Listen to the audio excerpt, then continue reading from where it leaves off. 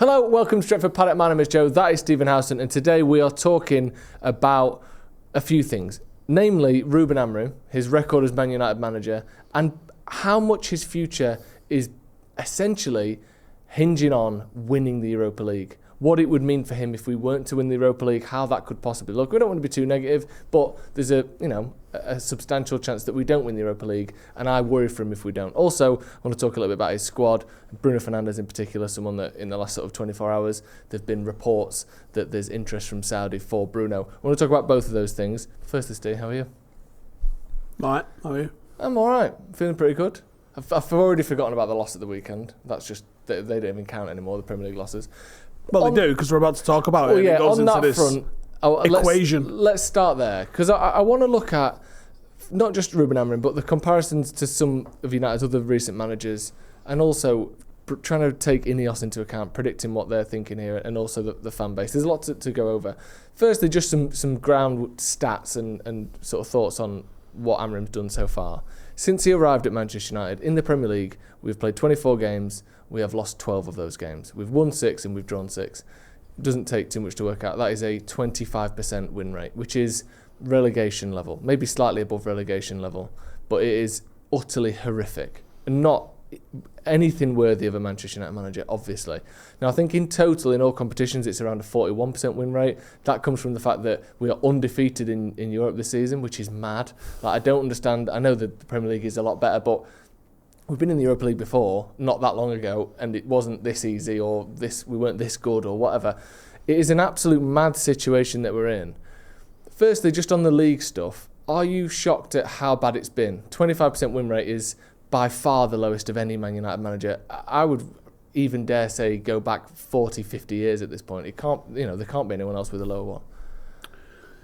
No, I think even the likes of Sexton and all of those guys, they were getting binned off because United. I mean, what's mad is I've called this the worst United side I've ever seen. Yeah. And I think I said it was the worst in history, and people immediately jumped to me like, there was a team that got relegated. Yeah, I know. And from what I know of that team and the players that was in that team, I stand by what I said. It was a more competitive league in the 70s. The parity between the team finishing 10th and the team finishing bottom was a lot closer than it is right now. This is the worst United side I've ever seen, without any question whatsoever. Yeah. And I comfortably say that this United side is worse than the team that got relegated. You look now that one of the teams that's about to get relegated, what are they on, 11 points? Like, that didn't used to happen, really. You could get relegated. I mean, even 40 points used to be the high watermark, right? Even in my lifetime. We ain't got that. No, I know. It's absolutely astonishing. It is. Did you? And he might win a European Cup. So when you say this, yeah, exactly. When you say this team is the worst you've ever seen, when you say team, do you mean the 20-man squad? Do you mean the team that is in charge of Manchester United, as in INEOS, as in Amorim? Is it everything, or are you talking specifically about the players that go on the pitch as the team? The team. Okay. The product that you get as the team. I'm just going to try and pull it up here because I want to see what the squad was. Now, for starters, the team that got relegated has got similar issues to the team that we're currently looking at. Okay. It didn't score enough goals. Sammy Mack was the league leading scorer with 6. That's pretty horrific. It's very similar to what we're hearing now, though, isn't it? Basically this team without Bruno Fernandes. Yeah, and Luke Macari also had 6. I'm just going to go through some of the names in this team, though, and because you can do that with this team. You can say Bruno Fernandes, you can talk about Martinez, you can talk about Casemiro, you can talk about the players that are in there. Alex Stepney was in there, Martin Buchan. Like, you listen to some of the older Reds, Martin Buchan's in that weird gap in between the European Cup win and Fergie, where he just doesn't really get talked about. But those that was around for Martin Buchan will go. Anytime you mention him, there's noises get made. Yeah. So you're talking Big Jim Alton, right? George Best, sort of. People may have heard of George Best, the Ballon d'Or winner, but 4 years prior, 5 years prior. Sammy Mack, Brian Kidd, Lou Macari, Willie Morgan. Like, you're talking quite a lot of players that are or on the cusp of being Manchester United legends. Certainly substantial to the history of Man United. Yeah. And we got relegated. So when I say that team was better, Yeah, does this team have a George Best? No. I mean, Bruno Fernandes probably is that, talisman. But yeah, I stand by it. I think that the team that got relegated was a better team. Now, the issues persist. This is what we said all year. Yeah. We don't score goals, Joe. Yeah. And I did elaborate this a little bit in my review after the game the other day. We've conceded more than we've scored. So some people will go, well, our defence isn't good enough. But here's the thing. If you had a better attack, your defence just gets better. Yeah. Right? The same personnel playing the exact same way, they get treated differently by the opposition. When you're not a threat, or not as much of a threat, people gamble a little bit more, and that means they score more. When you're better going forward, if you had a Haaland or someone that was guaranteeing you goals, or someone that you had to deal with up front, they're going to take less risks with him, which means that they can't push another man forward into midfield or into attack, which means that their attack is less potent, which means that they score less goals against you. And it's weird, just having a better attack means a better defence. Yeah, and not to mention the fact that also compounds when you've got 2 goals. It's a lot easier to not concede when you're winning. Every single the last 20 minutes of every game United plays, the game is up for grabs, and that encourages the opposition to put pressure on, to come back. We might be 1 goal up, 1 goal down, or drawing. If you're 3 goals up, half the time the opposition will check out. It becomes easier to defend also after you've scored, let alone before you've scored, like you're talking about there. Yeah. It is something that is a perpetuating thing, or self-perpetuating. What is it, 38 goals we've scored this season, 39 goals? Maybe actually, it's probably gone over 40 now since the 3 at the weekend. Yeah. It's awful. Yeah. And obviously that's not going to change by sacking the manager necessarily, although maybe it could. But I want to talk about the manager, and obviously there is a potential that this season is a Champions League finish, a trophy, and and a 25% win rate. And a 25% win rate. And all the things that come with that financially in terms of not just FFP, but just the lump sums that you get for winning it for next season as well for the Champions League. It could be a terrible season with excellent features, which is a thing that I've never seen before. My worry is, and I'll go back to Ole Gunnar Solskjaer's time at Man United as a comparison here. Solskjaer was known as a bit of a nearly man. It was semi-finals, that was the thing with him, semi-final FC. We finished 3rd in the league, then we finished 2nd in the league in back-to-back seasons, which now we would obviously kill for. That his second full season, we finished 2nd in the league, and we got to the Europa League final, losing to a Villarreal team that everyone thought we should beat. And I felt a switch in that moment, or in the days following that Europa League final. You cannot lose to them. That was a sentence that I saw on social media. I felt that we can't win finals, we can't win semi-finals, and you're losing to the likes of Villarreal. There is no bigger you can't lose to them team than Tottenham Hotspur. If we lose that Europa final to them, which again, they've beat us 3 times this season, and maybe in a perverse way that encourages us to not let it happen 4 times. But I don't think on, Steve, please. We haven't beaten Tottenham, I think. If cut to Steve Single, if we haven't beaten Tottenham in, I think, 4 years or 3 years, if we lose to them in the final, what happens to Ruben Amorim? Right back on him. Genuinely. How does that unfold? Because I can see a narrative building very, very quickly there. The narrative's built. Yeah. And the narrative's built before he come. And the narrative was built for Solskjaer before he come, because he wasn't Jose Mourinho. There was a group of fans that attached the success Jose had won elsewhere to Jose as an idea, as an entity, and then decided that was going to stick with him. And there was things that Jose was absolutely correct about, and there was things that Jose went the complete wrong way about. The problem is everybody wants black and white, tweetable explanations about stuff, and there is never 140 characters explanation for anything. No.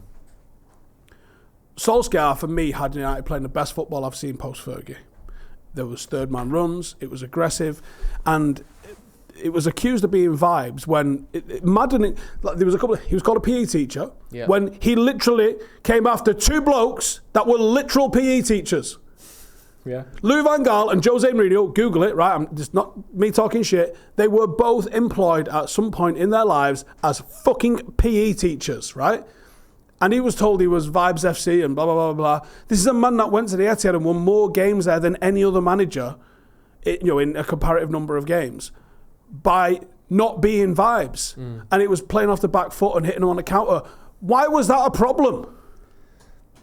Why are you not allowed to go and do that? And yeah, he got to semi-finals and finals.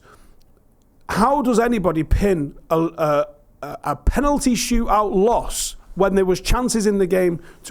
What's a manager's job? Set the team up in a manner that maximises their ability to create chances and minimises their ability to concede chances. That's it. Yeah. And pick the best players in the best positions. That's it. That's all you can do. You can't score the goals for them because I'll tell you what, all he could have done. He's got form for that. Yeah. And he can't score penalties and save penalties either. We went through what? How many penalties was it? 242 penalties that night. Well, 11 each. And it was obviously our keeper missing the last one. Yeah. So when it gets down to that, at some point you're expecting that goalkeeper to have saved a penalty prior to the 11th one to help give you the opportunity to win that final. I agree with everything you've said, and I think was someone that really supported Solskjaer and didn't want him to see him get sacked. But you feel it as a fan base. You know when a manager is going to get sacked. We all saw it coming. It wasn't like there's a difference between thinking it should happen and knowing it's going to. And we all knew it was going to. And you can feel it building, and I could feel it building. But do you know what? The club has got a responsibility on that as well. Well, go on then. So how can we stop that from repeating itself if the worst were to happen? Well, it's different people involved now. So the likes of Arnold and Woodward and whoever the fuck it was under Solskjaer, they can change and shape the narrative, and they can do things which show support of the manager. Now, I don't think Ollie's ever going to tell the truth.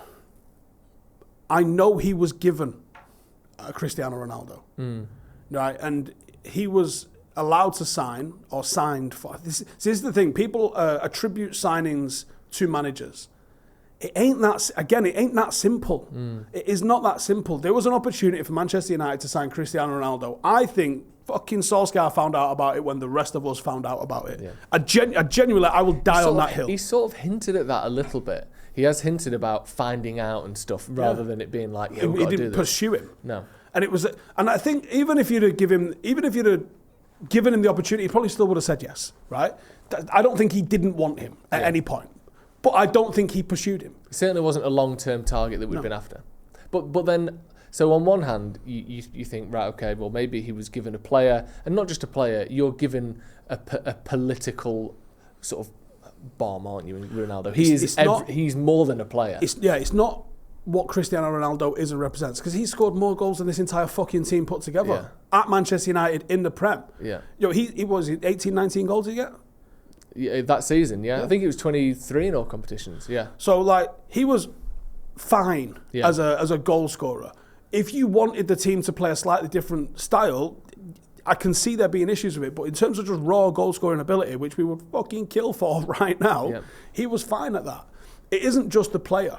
No. You're right. There is a political hand grenade going around with Cristiano Ronaldo. And it isn't just the fact that he's seen his arse with being dropped, and he was not allowed to be dropped, or Piers Morgan gets a fucking text. It might have prevented another signing because the substantial wages he was on. And it also it might have sort of bent Cavani's nose out of shape a little bit. It definitely did. He's the number 7, and basically when he's fit, he starts. All and he was class. You're not the number 7, and he had the best song we've ever had. Yeah, exactly. So obviously there isn't we're hoping that United don't. And do you know what else as well? It was the expectation changed. Right. We finished second. You sign Varane. You sign Ronaldo. You get Sancho, Jason Sanchez, that we've been pursuing for 4.5 fucking years. You get all of them over the line, and then the expectation changed to you better go win the fucking league now, which was always you're talking like 20-something points to close, and we weren't ready. And I think that you're right. We all did know he was going to go, and I think it was because he lost the confidence in himself. But I think the club could have changed that at the time and come out with very public backing of him. Look what he's done. The finals he's got to, the second and third consecutive place finishes. This is a bump in the road, and we are already planning for his signings next summer. Yeah. If they'd have done something along those lines... early. Yeah, all that noise, all the fucking leaks, or identify who the leaks are and empower him to fuck them off. The players that weren't getting in the team, the players that weren't pulling up the trees. he sort of alluded to like there was power behind the throne that weren't his. He's alluded to that in the press conferences, that things I wanted to do, I was prevented from doing.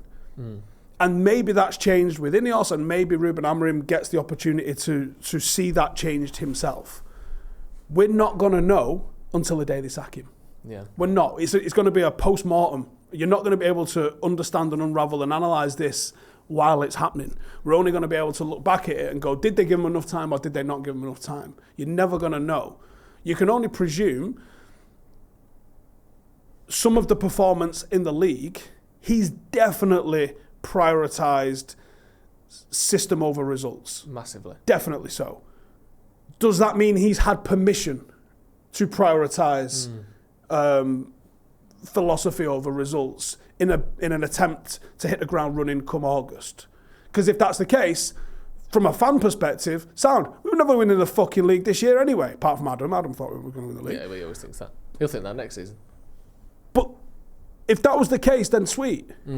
The drama comes when TalkSport and fucking all the other shitty little outlets have to put up his win rate. The second fucking West Ham are above us in the table soon. Like, David Moyes and like, that's when it becomes an issue. That's when that noise becomes a nightmare. And I already see United fans going, fuck this manager off. And you're like, lads, genuinely, when you look at Manchester United's 11 right now, do you look at that and go, well, we should beat them? Yeah. Because I look at us against Brentford and don't. No, I don't.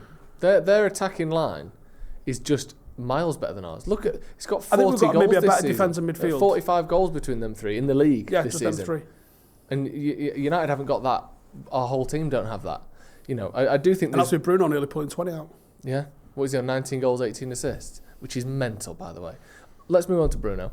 And actually, no, I've got one final question on Amorim before if we don't win the Europa League final, let's say we lose it to Tottenham, do you think Amorim will be here at the end of next season?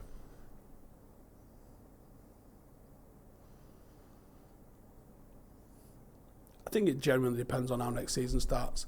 Surely he's had a free swingers. Surely when they sat him down, they didn't say, just avoid relegation. Surely not. No. But make sure you win the Europa League. Surely not. Because you can't. That would be mad. You can't put a cup win on somebody. No. It was mental when the criticism was he's never won a cup. Motherfucker, he's just come second and third in the league. Think about what other managers are getting away with.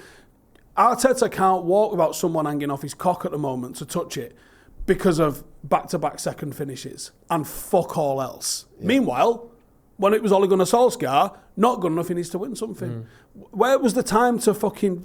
And as he's just beaten Jose Mourinho this weekend, just gone as well. Yeah. And also, when Ten Hag then arrives and he gets top four and a trophy in his second season... It meant fuck all! That meant fuck all. It realistically, it's the like you said, about when they're sacked, you can, after the event, you can paint a narrative that, using the data that you have, that might be nothing to do with the truth, but then that's the narrative that gets painted. There will be a reason why Amorim gets sacked. He was too young. He was, this, that, and the other. He went too soon on his system and didn't adapt. All of those things. You can already see it. Doesn't mean it's true.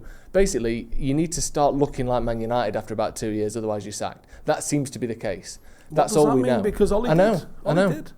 I know. But he didn't have the stature. He didn't have the track record to fall back on when things started to go wrong. It's a nightmare, and that is my big worry for him. I don't want to make this, Amorim's going to get sacked, but if you lose to Tottenham, that is the ultimate meme of all memes. Letting them win a trophy, and you don't with a 25% win rate. I just hope that people back him. On to... well, Joe, the only people that need to back him is INEOS. Exactly. Because it doesn't matter what we say. We could be sitting here saying, get rid of the fucker. I can't imagine a time that we do that. But we could be sitting here doing that. They don't pay attention. Yeah. So they will do whatever they decide. We might win the Europa League and just avoid relegation, and they might give them a fucking bullet anyway. Yeah. Like we have no track record and no evidence for what they do with managers. No. None. So other than what they've done at Nice, which is very trigger happy. Yeah. But again, maybe it's not. Yeah. Hopefully they're not going to. I mean, if they're going to follow what they've done at Nice, like. I'm surprised. Amorim needs to change his number or something and just not answer his fucking phone because Yeah. Worrying. Bruno Fernandes, I saw your video on this. I saw you talking about the kind of potential why it might happen. There's been links to Saudi Arabia, which I know it's any other country or nation or league. I think just saying the country is a bit dismissive, but they own all the clubs. Not only that, Al Hilal has also gone buck wild. It's the one where Ruben Neves is, Koulibaly is. Like they've already got a shitload, and they recently lost Neymar. Yeah, they are the shiny thing of shiny things. It's not the one where Ronaldo plays. No, it's the other one. Yeah, Al Hilal, and I think the Saudi Investment Fund own or run the league and literally back a handful of the top teams as well. So is it not all of them? And potentially all of them. So, but there has been some suggestions that they would be up for signing Bruno Fernandes. Do you think that will happen, and should that happen? Do I think it will happen, and should that happen? I'll answer a question you didn't ask. All right. I think it's real. Yeah. I think their interest is real. Right. And I think they would love a shiny thing to go to the Club World Cup. And I think the timing of that gives it a little bit of urgency on everyone's side. I think they will bid. I think if it gets to the eye-watering stages, which has got to be like 110 to 150-ish million, I don't want us to, because I think, where the fuck are you finding 40 fucking goals a season from? Yeah, even for 110 million. Yeah. Look at all the players that have been sold for 100 million or more. Most of them aren't doing what Bruno's doing. I'll give you an Anthony, and I'll give you a Mount. Yeah. Get me 40 goals. You're not getting close to that.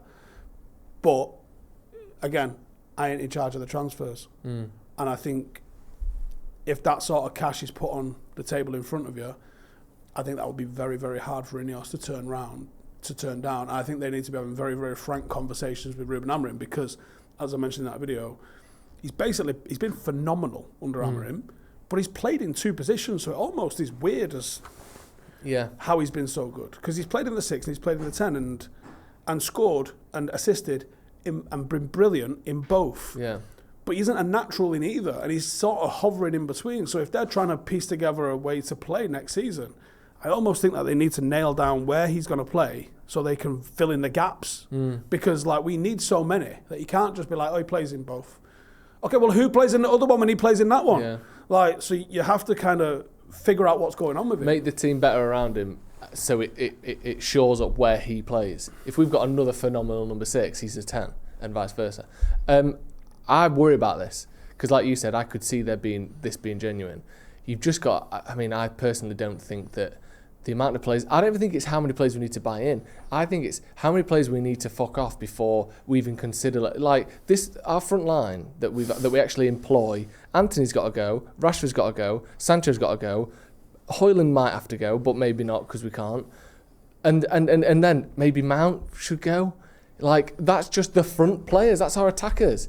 Then Bruno goes. Like, are they all going to go? And you can't, it just makes no sense to me. I don't see it's possible to replace him with even 2 players that amount to better than him, let alone 1 player. I just think it would be absolutely ludicrous. You're talking pulling off an absolute Leicester-style worldie. Yeah. And, go into the fucking Azerbaijan fucking reserve league with 30 quid. Yeah. And pulling out a Mahrez, a Vardy and a Kante. Yeah. And going, let's see, eh? It worked. Yeah, and we won the league. Yeah. And you go, well, fuck me. I mean, and another Scousers did it when they flipped Coutinho and they got Van Dijk and Alisson, 2 brilliant buys for them that have been there, nigh on a decade now, I think, the pair of them. When was Coutinho? About 2017, 18? Yeah, something like that. So if you can take that money and go and put that, it's less than Coutinho by a lot. Probably, I assume. I don't know. They might just be like £250 million, and we go, "Where do you want him dropping off, son?" Yeah. But I don't trust our ability to go and invest that in players that deliver what Van Dijk and Alisson have done. If we did, fucking sweet, yeah. And I'm sure Bruno would be the fucking first person to congratulate the club on doing that. But it's just not going to happen. I just don't see it. I just think it'd be a terrible idea to even entertain it. He's 30. He's 31 in September. Again, he might be finished in 2 years. He might play another 8. Genuinely, who the fuck knows? No one knows. He is the sort of player where you say, look, if it was Real Madrid or someone that came in for him, and you think, yeah, go on then.